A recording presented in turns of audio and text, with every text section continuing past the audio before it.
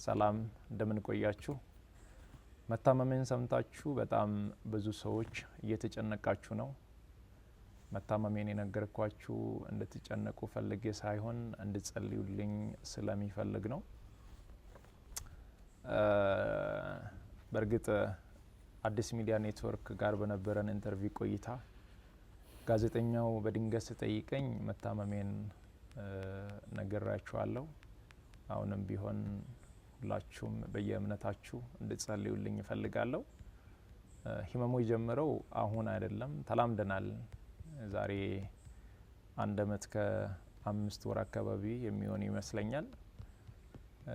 ያኔ ጎፋ በመሬት ናዳ ምክንያት ወገኖቻችን በሞቱ ጊዜ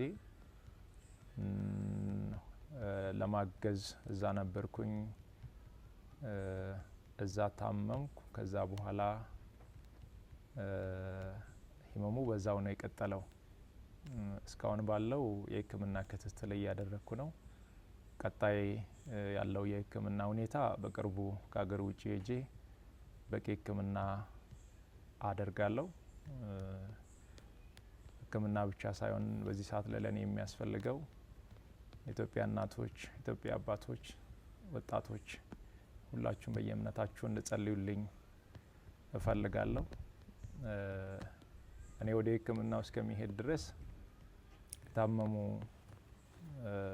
አልጋ ላይ ያሉ ወገኖችን እያሳከምን እንቆያለን።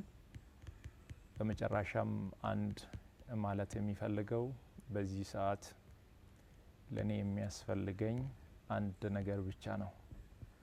አሁን ከሚነግራችሁ ነገር ውጪ ለኔ ምንም ነገር አያስፈልገኝም። ሁላችሁም በየእምነታችሁ ጸልዩልኝ። ጸሎትና ጸሎት ብቻ ነው የሚያስፈልገኝ።